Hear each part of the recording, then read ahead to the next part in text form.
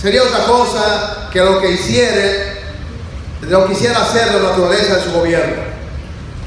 Así, esa gran cuestión del mejor gobierno posible me parecía reducirse a lo siguiente: ¿cuál es la forma de gobierno propia para formar al pueblo más virtuoso, más ilustrado, más prudente, mejor, en fin, tomando esta palabra en su sentido lato? Es así como Rousseau desarrolla su concepción de ciudadanía a partir de las críticas que en ese sentido le hiciese a Hobbes y a Locke en la sociedad misma, pero sobre todo de la definición que Alex hace de ciudadanía. Al respecto, plantea el autor antes mencionado, que el término ciudadanía puede tener fundamentalmente dos significados. Uno, de un lado, hace referencia a un Estado que atribuye derechos y deberes. Por otro, a un conjunto de ciudadanos o ciudadanas que componen una nación. Vemos entonces que en consecuencia, en el tratamiento del concepto de ciudadanía en Rousseau, debe en consideración a los tres principios fundamentales: los principios de libertad, de igualdad y fraternidad, que dieron luego origen a lo que fue el postulado de la Revolución Francesa, pero sobre todo a las críticas que hace Rousseau a algunas concepciones políticas tradicionales del contractualismo como Hobbes y Locke, especialmente en relación a la ciudadanía. A partir de la introducción antes expuesta, vamos a trabajar entonces en esta exposición el concepto de ciudadanía en Rousseau. Es en ese sentido que vamos a recuperar la influencia clásica de los filósofos como Platón, que en su obra destaca que todos los hombres de una población son iguales, de forma que diferencia entre habitantes y ciudadanos, ya que entiende que esta segunda concepción está vinculada a la formación de la ciudad y hace referencia a los asociados que participan de la autoridad soberana. En tal sentido, un súbdito es aquel que se somete a las leyes del Estado sin posibilidad de exponer su opinión ni influir en la voluntad general. En el marco de un orden que estructura a la sociedad mediante el contrato social, por tanto, tanto el soberano como el ciudadano corresponden derechos y obligaciones que deberán respetar en tanto miembros del Estado. Solo siendo parte de la sociedad se puede disfrutar de los bienes públicos y privados. La pertenencia del Estado hace posible garantizar la propiedad y la seguridad. En tal sentido, Jean-Jacques Rousseau recupera elementos centrales de la filosofía política clásica, como lo son el concepto de soberanía y ciudadanía. Para Rousseau, solo dentro de una sociedad puede haber individualidad, libertad, egoísmo respecto a los pactos. Fuera de ella no hay nada moral. De ahí se obtienen los individuos sus facultades mentales y morales, y por ella llega a ser humano. Por tanto, la categoría moral fundamental no es el hombre, sino el ciudadano. Según Rousseau, el establecimiento del Estado, el establecimiento de estados pequeños nos hace pensar en estados grandes, y solo comenzamos a ser verdaderamente hombres después que hemos llegado a ser ciudadanos. Para el ginebrino, el pacto social establece una igualdad entre los ciudadanos en la que comparten los mismos derechos y obligaciones sin hacer distinciones entre ellos. No obstante, cabe diferenciar entre los derechos del ciudadano y los derechos del soberano, los cuales, en el segundo, aun cuando tiene un poder absoluto, no puede sobrepasar los límites de la voluntad general.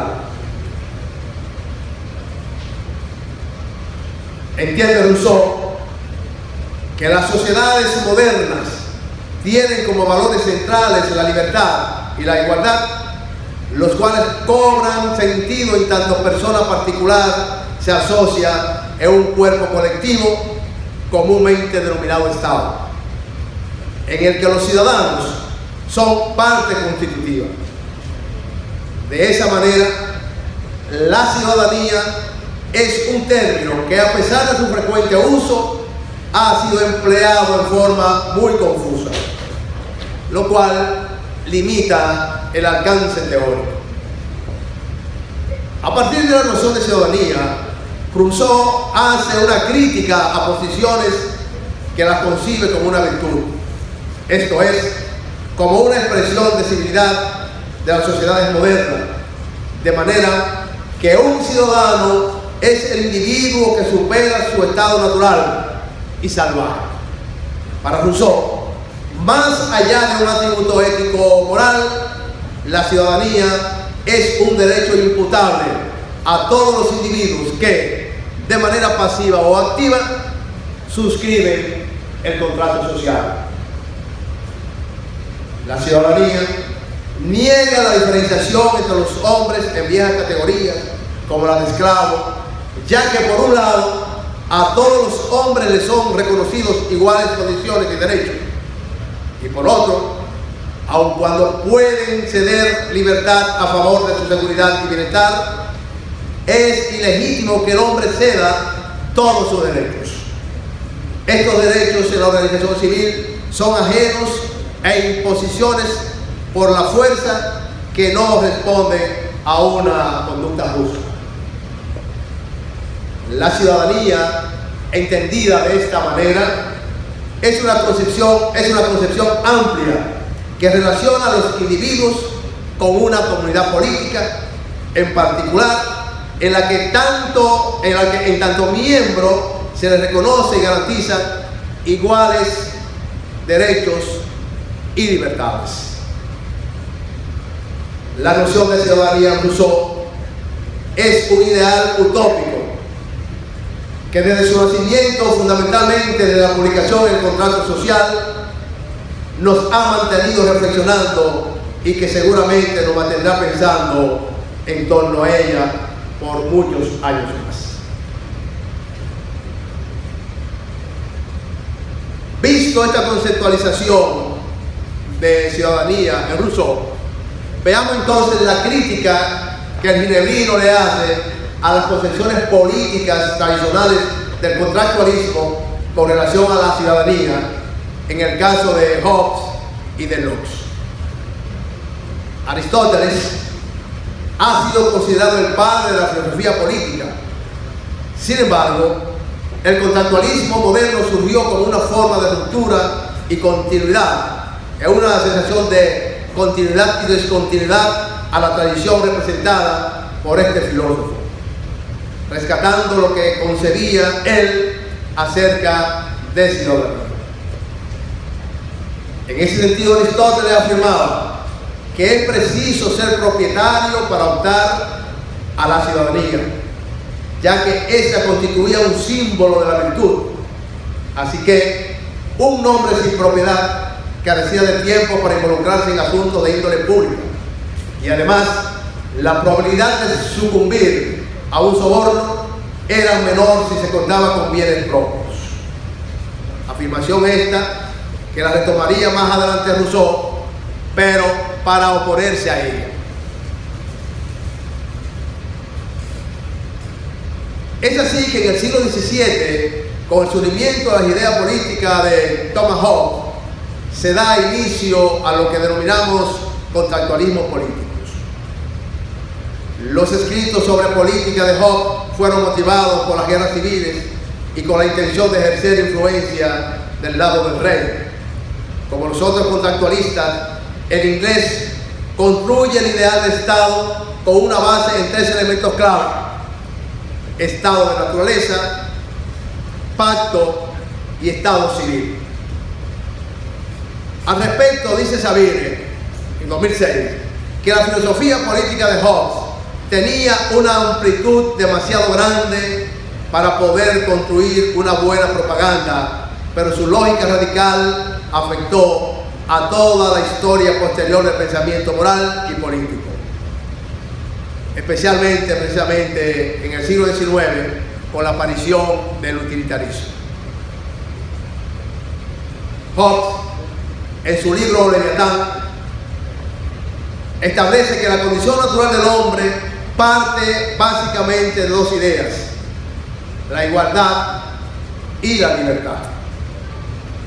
Por igualdad va a entender Hobbes la capacidad de valerse de todos los medios posibles para conseguir los propios fines. Esto se refiere tanto a las capacidades físicas como del entendimiento tomada en conjunto, que nos hacen a todos ser igualmente competentes en potencia, de ser dueños de todo, y en esa medida de infringir daños y en defensa del derecho a la propia conservación, valiéndonos de todo lo que esté a nuestro alcance. Mientras que por libertad entiende Hobbes que es un hombre libre quien en aquellas cosas de que es capaz por su fuerza y por su ingenio no está obstaculizado para hacer lo que desea.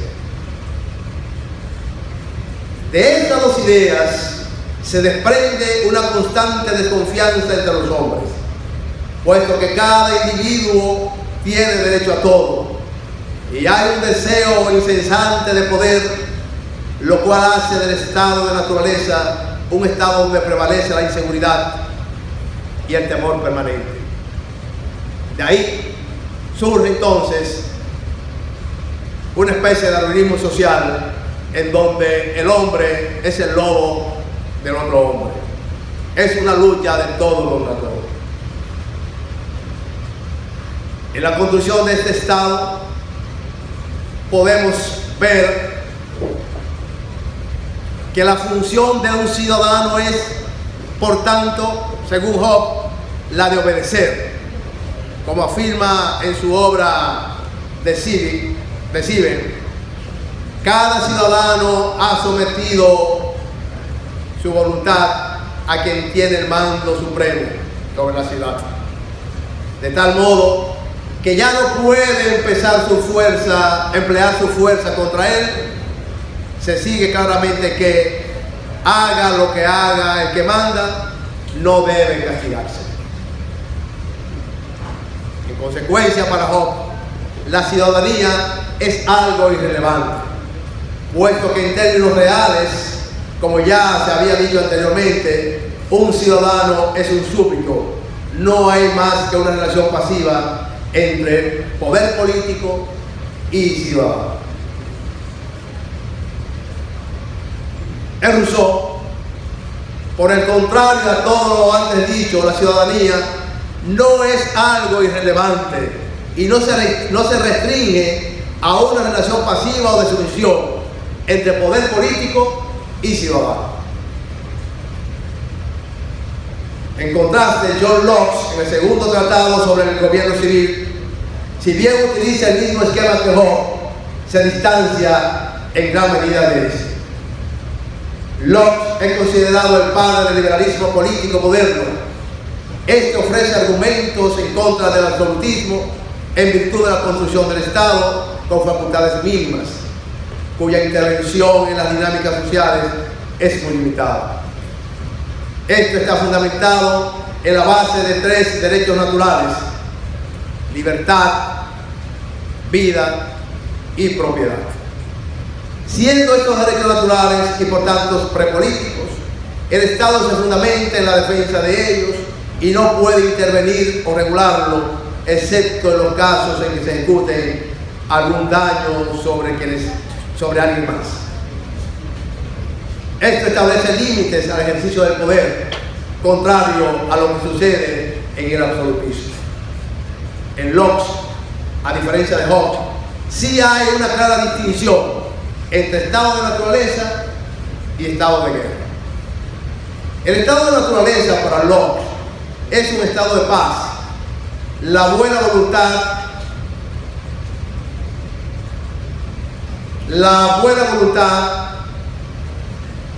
asistencia mutua y conservación, en la cual supone una racionalidad humana guiada por la ley,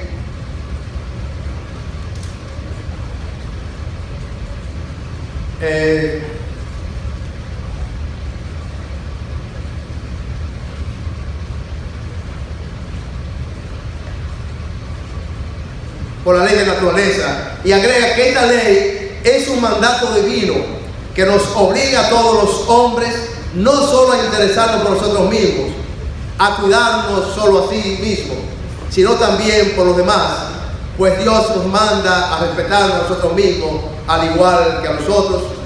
Ya podemos ver en ese sentido la formulación de un criterio moral para los ciudadanos de respeto por el otro que se amplía en el estado civil. Asimismo, el hombre se halla en condición de perfecta libertad e igualdad. Entiéndase libertad como el derecho de los hombres para conducirse y disponer de sus bienes como les convenga, respetando los límites que establece la ley natural, sin depender de la voluntad de otras personas, e igualdad como el estado dentro del cual todo poder y jurisdicción son recíprocos y donde nadie los disfruta en mayor medida que los demás. De este modo, los derechos del hombre van a ser defendidos y garantizados desde la sociedad civil y en la transición del estado de naturaleza al estado civil. Los derechos naturales, que en parte son cedidos en comunidad, pasan a ser en ese sentido derechos políticos, convirtiendo al hombre en un ciudadano. El individuo se convierte en ciudadano, dice Alec 2001, un sujeto de libertad, constructor de una sociedad pactada a través del consenso individual, mediante las reglas de la mayoría y sancionado por la ley. Es el nacimiento del estado de verdad realmente democrática, pues el ciudadano tendría una relación con el estado meramente pasiva, ya que todo lo que el soberano hace es en virtud de la seguridad y protección del ciudadano, estableciéndose de esta manera una relación de amo y esclavo, no de ciudadanos asociados a la igualdad. Asimismo, Rousseau se opone a la formulación del pacto social concebida por Hobbes, en la que hay una enajenación del derecho en virtud de la seguridad. Para Rousseau, un acuerdo como este no estaría muy lejos de una forma de esclavitud, y sería una forma de establecer una relación que, tal como dice Rousseau, yo hago contigo un convenio enteramente en perjuicio tuyo y enteramente en beneficio mío, que yo observaré mientras me plazca y que tú observarás mientras me plazca. En ese sentido, Rousseau está en desacuerdo con cualquier forma de esclavitud, y para el ciudadano, en la filosofía política de Hobbes, es propiamente hablando un esclavo. Si un pueblo decide simplemente obedecer, se disuelve como pueblo, ya no es soberano de sí, por tanto no hay democracia posible. En conclusión, el concepto de ciudadanía establecido en el pensamiento de Rousseau, y tal como se ha podido ver a través de la historia, ha tenido muchas acepciones, todas ellas siempre dependientes de un modelo político determinado.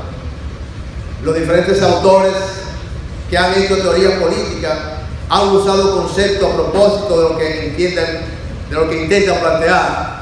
Por lo tanto, es evidente que de acuerdo a cómo se entiende el ejercicio político, se entenderá la ciudadanía que ésta representa.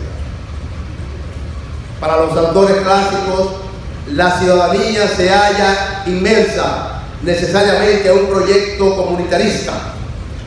Como vimos en Hobbes, el ciudadano, el ser reducido a súbdito, no se encontraba en relación activa con el poder político. Este era ostentado solo por el soberano, en preferencia por un monarca. Mientras que Locke, con su proyecto liberal, da más facultades a los ciudadanos con respecto al poder político. Para este, un gobierno legítimo es democrático. Sin embargo, propone un modelo parlamentarista, es decir, que solo a través de representantes era posible legislar en virtud del pueblo. Si bien en este la soberanía recae en el pueblo, la representación política debería ser por parte de los propietarios, restando capacidad de poder al ciudadano común. Finalmente, Rousseau, planteando una forma de Estado republicano inspirado en los antiguos, propone una ciudadanía republicana, donde el pueblo es legislador del Estado. Para esta legislación recurre al concepto de voluntad general. En esta forma vital, en esta toma vital importancia, la constante deliberación y participación política de los ciudadanos para tomar las decisiones del Estado. La voluntad general para Rousseau es uno de los elementos cruciales para su teoría política. Solo por este medio es posible que los individuos sean ciudadanos y soberanos del Estado, y por tanto legisladores de sí mismos. Como vimos, la ciudadanía de los diferentes autores está marcada por los planteamientos de estructuras políticas. Además, la concepción de este concepto toma más importancia si la consideramos en el establecimiento de las características fundamentales del poder político bajo criterios normativos de asociación. Sin embargo, este concepto de ciudadanía no puede de ninguna manera desligarse a la de educación, tanto privada como pública. Por lo tanto, es de relevancia destacar que para Rousseau es de particular interés el desarrollo de la educación en el ciudadano. La concepción de ciudadanía para Rousseau implica la idea de un individuo activo en los asuntos del Estado. Su constante participación y deliberación como acto del soberano son vitales para el sostenimiento del Estado. Se requiere de la constante reunión del pueblo, para lo cual es necesaria la idea de la formación del ciudadano, tal como Rousseau lo llega a plantear en su obra El Emilio o de la educación, en donde considera que la educación se dé casi desde el mismo momento del nacimiento. En tal sentido, Carracedo 2000, en el año 2000, considera que el verdadero pensamiento de Rousseau precisa de formar individuos plenamente humanos para que puedan llegar a ser buenos ciudadanos.